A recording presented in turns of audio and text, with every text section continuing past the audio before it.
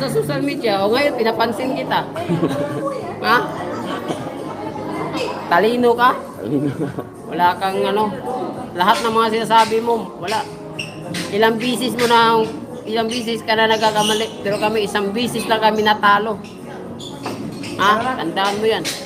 Hello guys, welcome back to our channel Wins World TV. So matapos matalo ni former 3 World Division Champion Cuadro Alas Angas ng Pinas John Riel Casimero si Luis Neri ay pinatunayan niya sa kanyang mga bashers, na mali ang kanilang sinasabi na isa itong mahina na nilalang. Kaya dahil sa mga sinasabi ng mga bashers na ito ay rumisback nga itong si former 3 World Division Champion Angas ng Pinas John Riel Casimero. At isa na dyan sa kanyang binatigos ay si Attorney Ed Tolentino, isang batikan na boxing analyst. Ito inyong pakinggan ang naging pahayag ni Cuadro Alas John Riel Casimero. Huwag mo na walak. Kayo ha? Yun ang pangalan nun? Yung matandang bungal? Ha? Ed, Ed Talino. Italino. Tangin na, talino mo eh. Ha? 5 kilo. 5 kilo. Ikaw, kaya mo yun. Tutay. Kahit malo sa amin, di kaya. Kaya nga eh. Kung hindi tanga tong tao na to eh. Kalahin mo. Oh. Hindi, ang ayoko kasi yung grupo tayo, tapos sasabihin niya na, ang ayaw na ayoko, wala naman akong pakialam kung ano sabihin niya sa'yo eh. Ang pakialam ko, yung sinasabi niya na si Kuya Luz daw ay hindi bagay sa team na to at sa'yo para maging Isa champ. yun ang ayoko eh.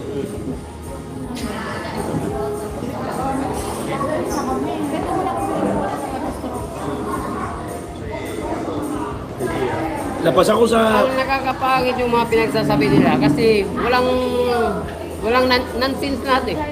Hindi, ano ba, hindi mga totoong mga pinagsasabi. hindi tugma. Ako sa kanya, para may views siya, kainin niya, sinuka niya. Oo. Yung mga tao mga ganyan, walang mga ano. Grabe to. Oo, ikaw ano, sat-sat at saka Talino. Talino. Kainin mo, suka mo. Talino. Bungal ka pa nga naman. Ba't hindi ito gumawa ng ano pangalan? Talino. Wala yung respeto ko sa iyo. Ako, nakakano ako sa mga matatanda eh. Pero sa naririnig ko ng mga pinagsasabi mo, At saka isa pang inakayaayawan ko, yung grupo natin, hindi niya alam kung anong ginagawa natin. So paano mo sabihin na may mali sa ginagawa natin? exactly. Exactly. Tarantado, minuto-minuto. Mapapamura tayo ditong matanda na to eh. Kumbaga, nag-aaral ka Oh. sa bahay, alam mo, nag-aaral ka. Oo. Nagbabasa ka ng test mo. Oh. Hindi ka pa nakakaroon ng test eh, ginajudge ka na, hindi ka papasa. Ano, Di ba ganun yun eh? ikaw, Ed Tolentino ah. Iyo ba? Iyo ba kasi kita? Ako, hindi, kompleto kami. Yung wala lang sa amin yung ano, litsi plant mo. Wala kami niyan. Sari-sari po tayo, meron kami. Pero yung litsi plant mo, wala kami niyan. Utang na mo. Kainin mo yung litsi plant mo. Mamanat din si Pinoy Sakalam YouTubers na si Kuyang Joseph sa mga bashers ng Team Casimero at isa na dyan sa kanyang binatikos ay si Pau Salod ng Paucast Sport. What can you say about Paucast? Man! Katarantaduhan lang yan. sabi mo ni Pau, magpapakulay ng buhok. Tapos ngayon, kailangan may 100 likes. Tarantado! Tinatarantado mo mga tao eh. Pag sila mong gagawin mo na. Huwag meron pa kondisyones eh. Ang dahil pa kondisyones. Uy, sino kaaway mo dyan? Hindi ko nakipag-away. Sinasabi ko lang na ang daming mga pasakalye. Ang tawag doon, puro pasakalye.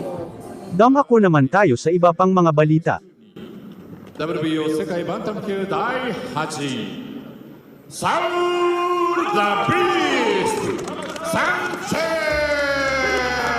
スそしてもう Hello guys, welcome back to our channel Wins World TV. So matapos i-knockout sa round 1 itong si American-Mexican Saul Sanchez ni former 3 World Division Champion Cuadro Alas John Riel Casimero dahilan ng kanyang pagkatalo. Na sobrang kinagulat ni Saul Sanchez ang naging lakas ni Cuadro Alas John Riel Casimero sa kanilang naging laban kamakailan. Sanchez も返したあ左カシメロの左が火を吹いた2度目のダウンサンチェス立ち上がれるか、うなずいた。立ち上がりました。残りは1分。さあカシメロが来るか、仕留めに来る。サンチェスしのげるか、攻勢一方か、いや返す、いいですね、返している。そこに打ち込んでいくサンチェス、いやカシメロが集めていく。左が入った。ちょっとポーランドどうでしょう、しのげるか、あ、止めたlang. Dahil expectation ni Saul Sanchez na easy fight lang itong si John Riel Casimero, ngunit laking gulat niya dahil grabe naman talaga ang lakas nito. Dahil sa pagkatalo ni American-Mexican boxer na si Saul Sanchez ay namaalaim na ito sa rangkang sa bantamweight, kung saan dati siyang number 13 sa WBC at pang-8 sa WBO. Makita naman sa latest updated na 4 major sanctioning bodies ay tuluyan na nga namaalam itong pangalan ni Saul Sanchez sa listahan. Dahil ang pagkatalo niya sa tinaguriang angas ng Pinas ay isang napakalaking impact para sa kanya. Habang si Cuadro Alas John Riel Casimero naman ay walang pagbabago sa latest rankang ng WBO Super Bantamweight Division. Kung dati hindi niya panatalo si Saul Sanchez ay ika-6 itong si John Riel Casimero sa rankang ng WBO Super Bantamweight Division ay nananatili pa rin ito sa ika-6 na pwesto, dahil hindi ni-recognize ng WBO ang kanyang impresibong pagkapanalo dito kay Saul Sanchez, sa kadahilanan na ito ay hindi sumunod sa itinaktang weight limit na 122 pounds Super Bantamweight Division, dahil sa pagka-overweight ni John Riel Casimero ay hindi ito recognized at tinaas ang kanyang rankang. Kung maalala natin ang nangyari sa American-Mexican boxer na si Saul Sanchez, matapos niyang malasap ang napakalakas na suntok ni John Riel Casimero dahilan ng kanyang pagkabagsak. So ayon sa ating napag-alaman ay nagtamo daw itong si Saul Sanchez ng matinding pinsala, na kung saan ay mailan ulit daw ito nahilo, pagkatapos ng kanilang laban sa ating kababayan na si former 3 World Division Champion Cuadro Alas Angas ng Pinas John Riel Casimero, na ginanap ngayong araw October 13, 2024 sa bansang Japan. Dahil sa pangyayaring ito ay aktong nasasaksihan ng ilang fans at Team Sanchez ang pangyayaring ito at para na rin ito sa kaligtasan ni Saul Sanchez, ay nagsalang ito sa iba't ibang mga test para masiguro na ito ay ligtas. Dahil napakadelikado sa isang boksingero ang mahilo lalong-lalo nakakatapos lang ng laban niya sa former 3 World Division Champion Cuadro Alas Angas ng Pinas John Riel Casimero.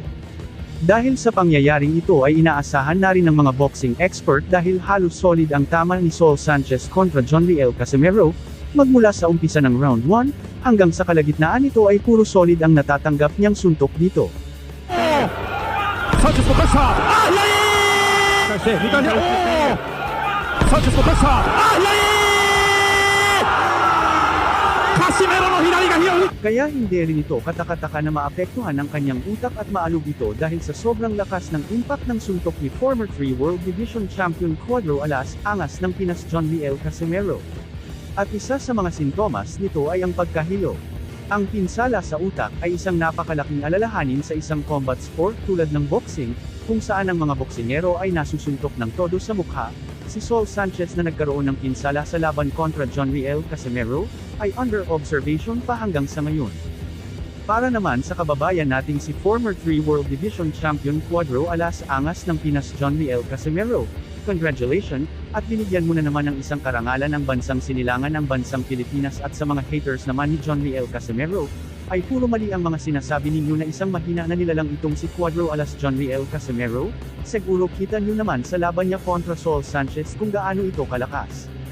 At sa mga solid Casimero fanatics at solid Casimero supporters, congratulations, God bless us. Sanchez mo kasa!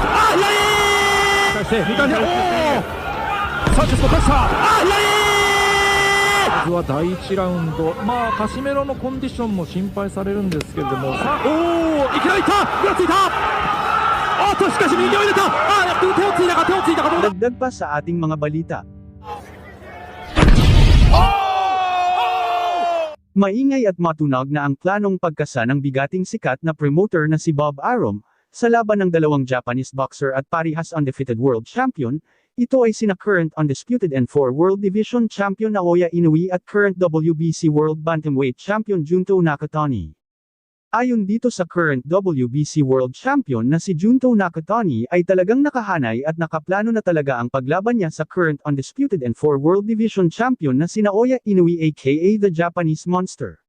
Ngunit bago niya kakalabanin si Naoya Inoue, ay uunahin niya muna ang kapatid nito na si current WBA Bantamweight Champion Takuma Inoue sa isang unification fight.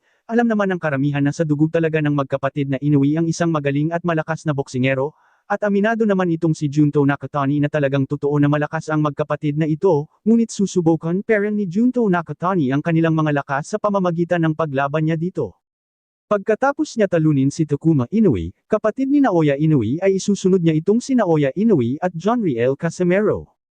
Ayon kay Nakatani ay gusto niya rin makalaban si Cuadro Alas Angas ng Pinas Jonriel Casimero, dahil gustong-gusto niya talaga mangbagbog ng mga boksingerong maangas sa ibabaw ng boxing ring. Aminado din dito si Junto Nakatani na isang malakas na nilalang itong si Jonriel Casimero, ngunit wala namang masama daw kung susubukan niya ang lakas nito. Dahil tulad sa rason niya na gusto niya makalaban ang Inoue brothers ay ganun din ang rason niya sa paglaban niya sa angas ng Pinas Jonriel Casimero. Sa kasalukuyan ay napakaabala itong si Junto Nakatani sa kanyang mga training. Marami din kasing naniniwala sa lakas nitong si Junto Nakatani at makakapagbigay ng unang pagkatalo dito sa tinaguriang The Japanese Monster Naoya Inoue. Kaya kabang-abang talaga ang laban Naoya Inoue kontra Junto Nakatani at Jonriel Casimero kontra Junto Nakatani. Ano sa tingin nyo guys, babagsak kaya si Junto Nakatani sa mga kamay ni Naoya Inoue or babagsak ito sa mga kamay ng tinaguriang Cuadro Alas Angas ng Pinas Jonriel Casimero?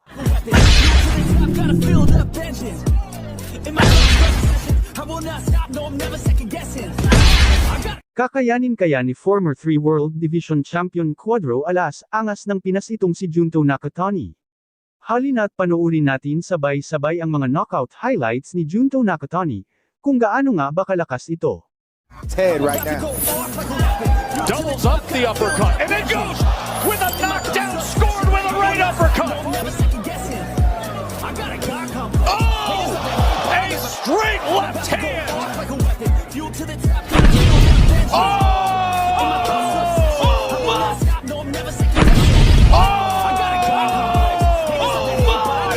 That was devastating! He is laid out in... Thank you for watching. Salamat sa inyong panunood. This is Winsworld TV, saying peace, love and good vibes lang tayo lagi, okay, alright.